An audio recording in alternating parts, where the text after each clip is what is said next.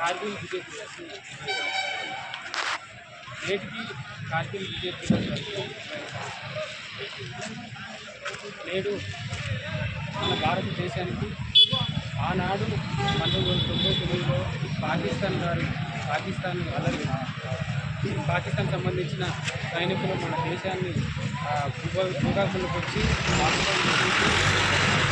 తర్వాత మనం భారతదేశం సైనికులందరూ కలిసి కార్గిల్లో విజయ్ దివస్ పేరిట యుద్ధం చేసేసి గెలవడం జరిగింది.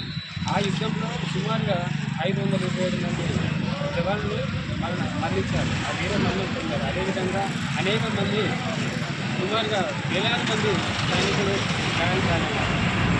కానీ ఆ రోజు 20 సంవత్సరాలు గడుస్తున్న మన భారతదేశం మీద అనేక రంగాల్లో శత్రుముఖలు దాడి చేస్తున్నాయి.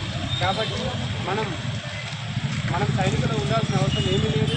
మనం ప్రతి ఒక్క భారతీయుడు ఒక సైనికులుగా మారి మన భారతదేశంలో ఉన్న అన్ని రంగాల్లో ఉన్నటువంటి శత్రువులను దాడి చేసేసి మన భారతదేశాన్ని రక్షించుకోవాల్సిన అవసరం ఉంది. అదేవిధంగా ఆనాడు అసురు భాష అమరత్వం పొందినటువంటి కార్గిల్ అమరవీరులకు నా జోహార్లు అర్పిస్తూ జై జవాన్.